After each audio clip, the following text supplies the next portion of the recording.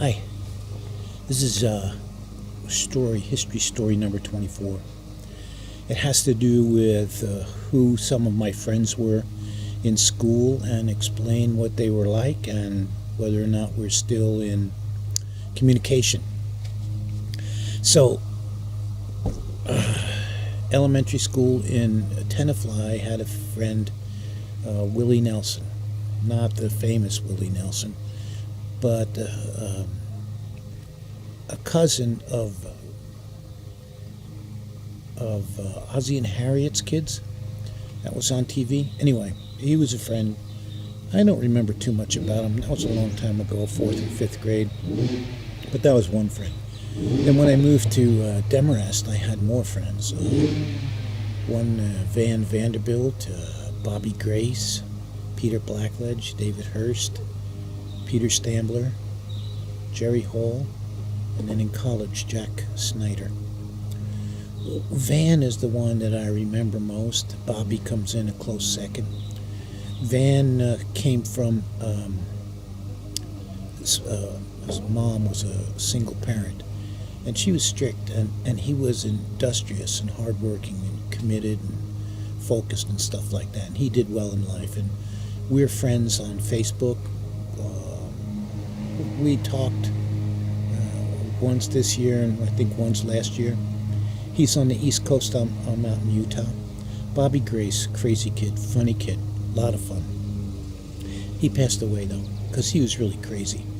He would start fights just for fun, but never a dull moment. Peter Blackledge lived across the woods from me, not far at all, just like a few houses down. He was a good friend. I felt he was a good friend. I think he had some problem later in life where I might have done something wrong to him early on, but I always considered him a good friend, and I was sad to hear. And then David Hurst, he was a year younger, and he couldn't always do everything that we were allowed to do.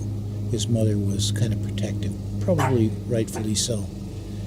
And then Peter Stambler, just a couple of doors away from me. We were friends, but he was more into kind of nerdy stuff than I was, so we kind of didn't part ways on purpose. It's just he had different interests.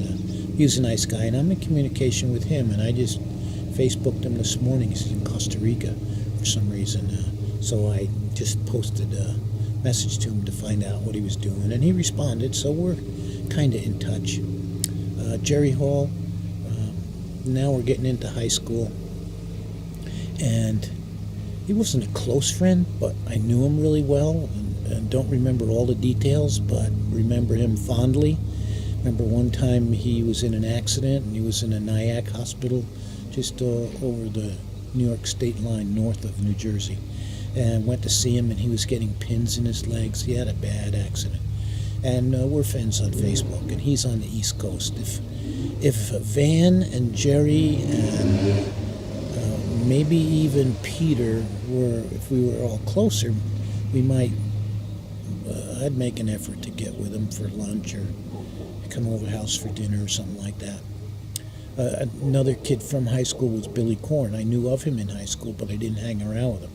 After I get out of the service, I hung around with him, and he was probably the funniest guy that I had ever had for a friend. And he passed away. I don't know exactly why, because we moved west and he stayed east. And then there were two kids in, now we're getting to college. There were two guys in college I was pretty good friends with. Roger Payne and Jack Snyder. Jack's real name was John. Don't know. Never asked him why they call him Jack. Man, he was smart. And Roger was a hard worker. Roger stayed in hardcore civil engineering.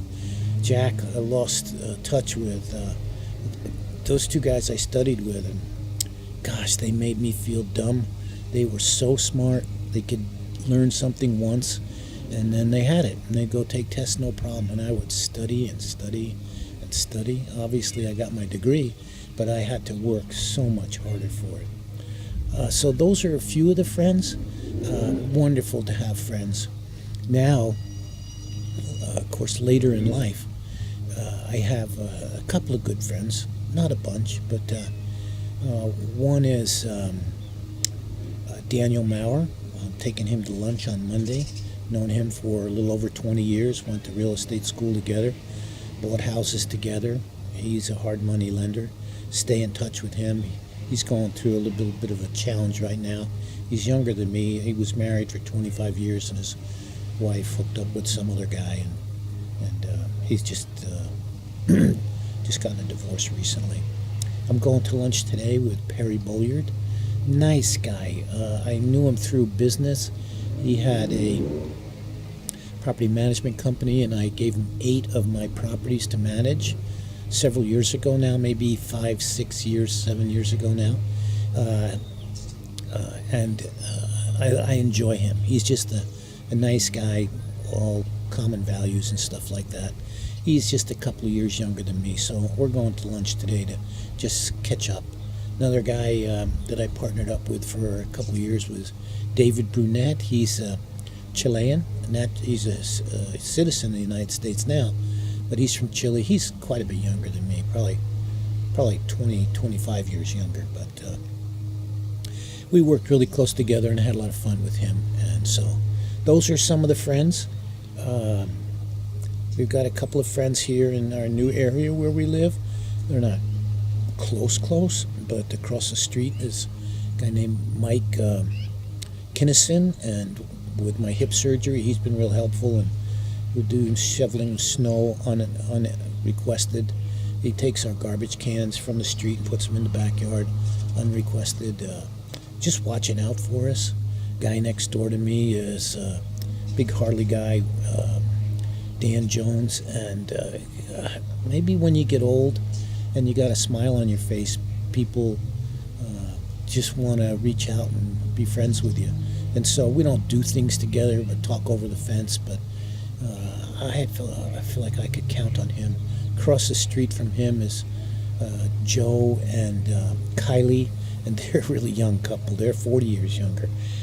Well, maybe not, 40, 45 years younger. Sweet couple, and they would be willing to do anything for us as well.